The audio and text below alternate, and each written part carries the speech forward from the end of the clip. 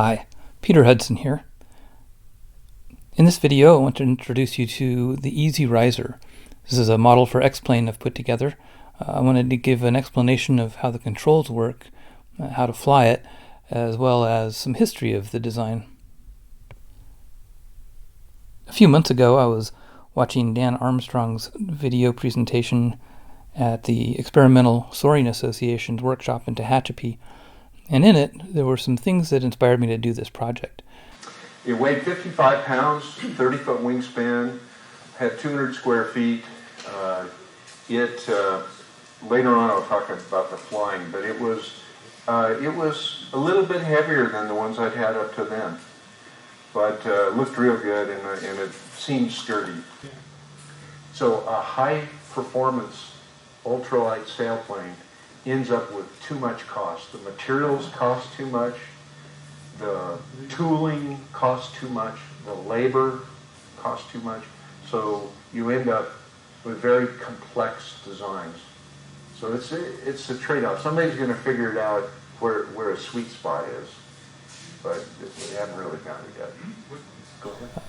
One of them was the relatively simple structure that was able to be built in a short period of time by an inexperienced builder, and the other was the idea of the high-performance ultralight sailplanes are becoming extremely expensive and complex builds, and that somewhere in between the two there's a happy medium. Since I'd recently put together an X-Plane version of a high-performance ultralight sailplane, I thought maybe I would put together one of this Easy Riser to see how much difference there was in the flying experience between the two. Maybe that would help me understand where I think that balance would be.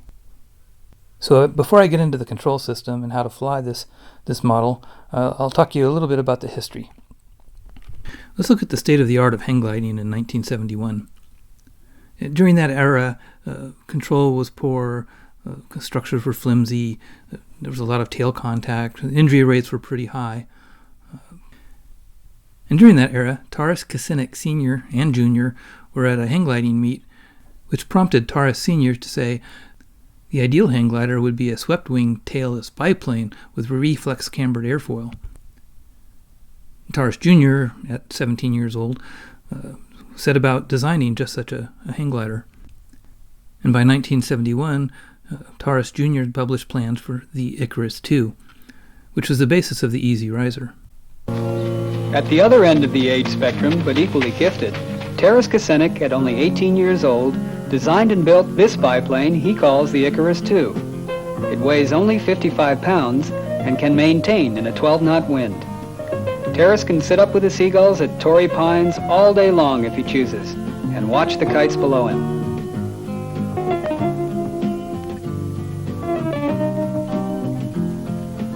Since his father is the director of Mount Palomar Observatory, Taras has naturally had his eyes on the sky.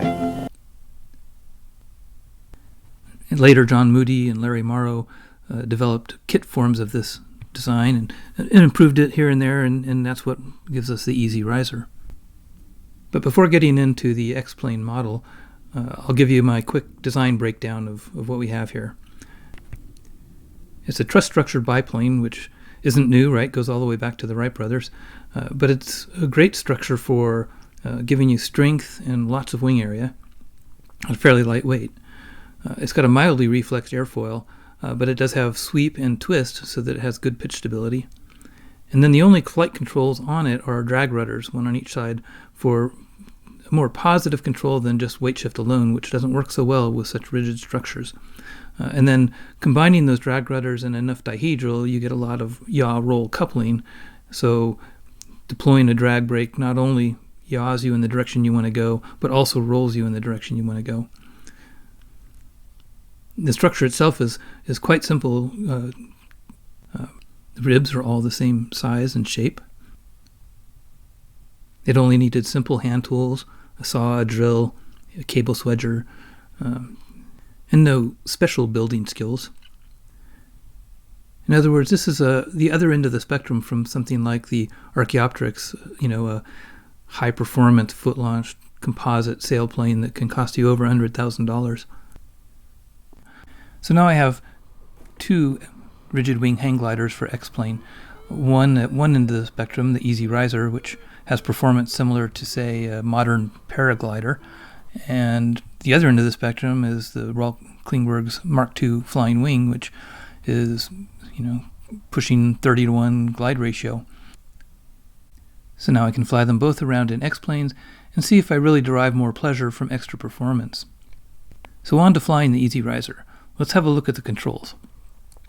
There are only two moving control surfaces. There's a right drag rudder, and there's a twist grip on the right that operates that.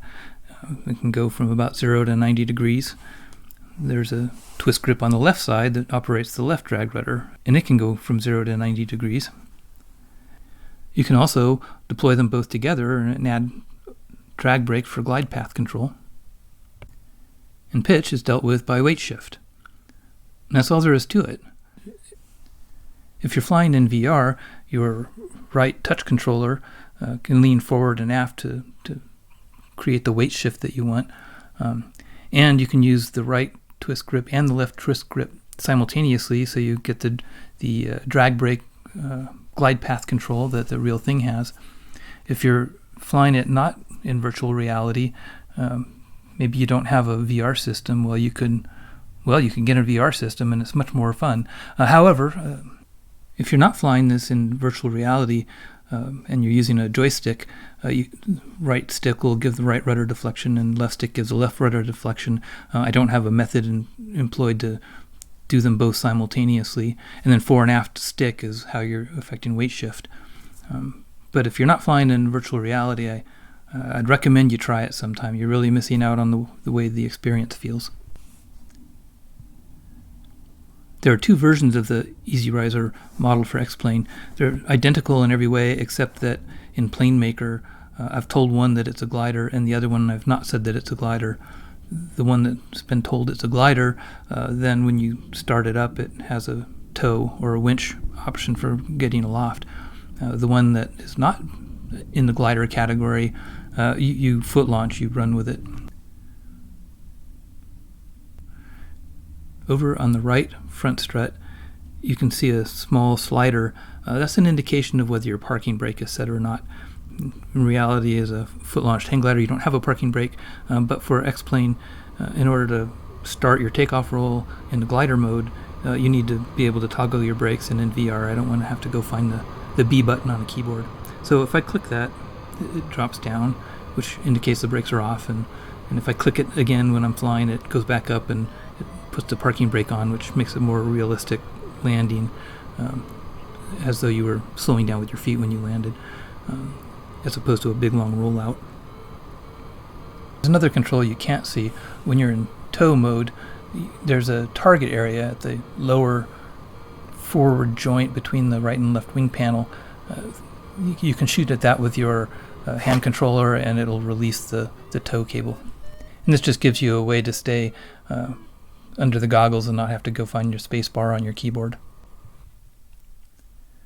When foot launching, there's a slider on the left forward strut, and where it sits normally is 0 as far as amount of run effort you're giving it. If you kind of slide that up, you're saying, I want to run forward. You can also slide it down a little bit if you want to back up or slow down. But basically you use this to walk over to the edge of the cliff and then get a good run in. The twist grip controls can be a little tricky to learn at first.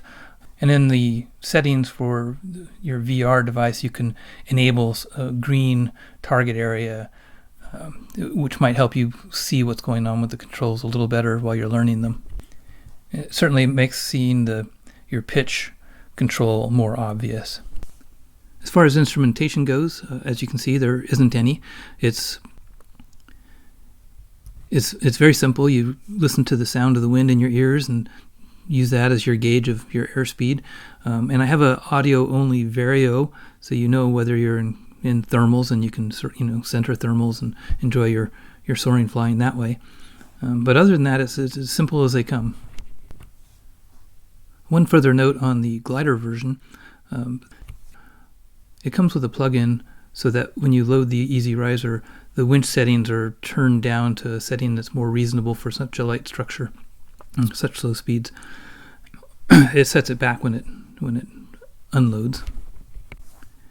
Also, when you're towing behind an aircraft, you'll need to pick a fairly slow aircraft. It's pretty challenging. Even behind something slow, you have to hold full forward for quite a long time until the guy in front of you takes off. And with a little bit of irony, I find I like to tow behind the Swift motor glider, which is on the upper end of the performance scale. On landing approach, you can really burn a lot of altitude by deploying both drag rudders and having your weight fully forward. Well, that's it. Thanks for watching. I hope you get a chance to enjoy flying the Easy Riser in X-Plane and enjoy it as much as I do.